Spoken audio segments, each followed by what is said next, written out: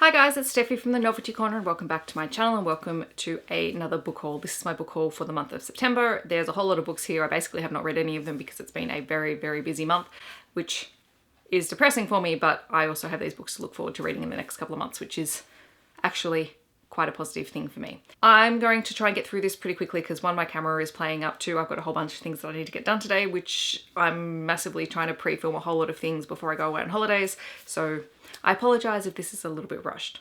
Also, I don't actually know a whole lot about some of these books because I did, the bulk of them are actually books that I hauled as part of my Melbourne Writers Festival haul. So I'm going to show them again, but I still have not had enough time to actually dig deep into them about what they're about. So I apologize for that. I'm going to start with my kids and middle grade books first.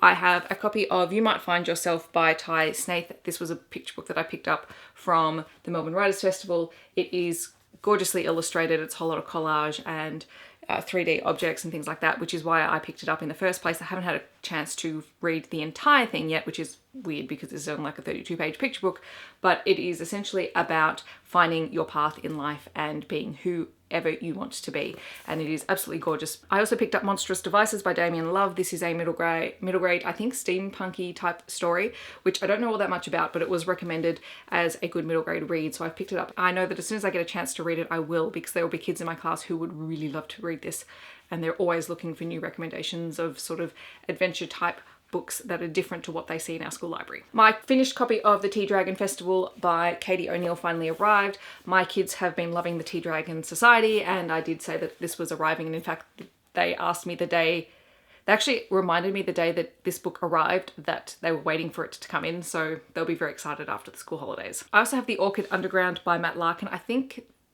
oh no, this one I picked up because it was at readings and it sounded really interesting and it looked like another mystery story, so I've been on the lookout for those. Moving into the more young adult category, another book I picked up at the Melbourne Writers Festival was Growing Up Queer in Australia, edited by Benjamin Lord. This is a collection of short stories from own voice authors around growing up queer in Australia. I have read Growing Up Muslim and Growing Up Aboriginal in Australia. I absolutely love the series and I'm very much looking forward to picking this one up as soon as I can. My copy of Capturing the Devil by Kerry Maniscalco also arrived. I'll probably be reading this in October because it feels very much like an October read. This is the fourth and final book in the Stalking Jack the Ripper series, which I absolutely adore, so this one is very highly anticipated. I received The Merciful Crow by Margaret Owen in a fairy loot box. This is a young adult fantasy book. I don't know very much about it except there's something to do with magic users and people collecting teeth for magic, and I don't know, this again sounds like an October read, so I suspect I will be theming October around Halloweenish fantasy type books. Ghostbird by Lisa Fuller was one of those books that I received from the Melbourne Writers Festival, so I don't know all that much about it except that it is young adult and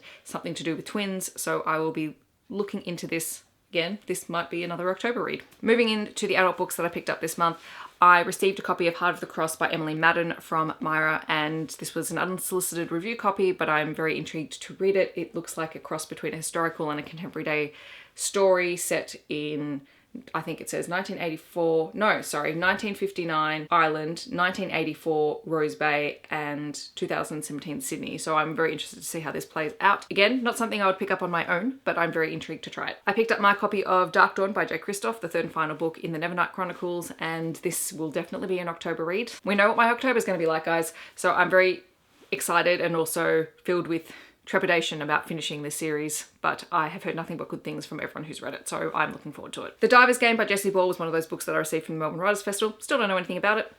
Again, out of my comfort zone, so you'll hear about it as soon as I read it. I might as well just continue with those Melbourne Writers Festival books and get through them pretty quickly. So there is Little Stones by Elizabeth Cooper. I heard something about this recently and I can't remember who was talking about it, but I am very intrigued to pick this one up. I think it is set in Zimbabwe, and that just sounds very intriguing because I don't think I've read a book set in Zimbabwe yet. Ruby Porter's Attraction. This was the book that I received in the Blind Date with a Book from the Melbourne Writers Festival Book Bloggers Breakfast, and the person who shared this book was talking very highly of it, so I'm very much looking forward to reading it. The Old Lie by Claire G. Coleman promises to be something that I'm really going to enjoy. Claire G. Coleman wrote Terra Nullius, which was a historical slash dystopian slash sci-fi take on Australian colonisation, and I suspect that this will be something similar, not necessarily with colonisation, but something to do with the war, and I'm I'm very intrigued. The Place on Dalhousie by Melina Marchetta. I have not read Melina Marchetta's books in a while, but this is her newest one,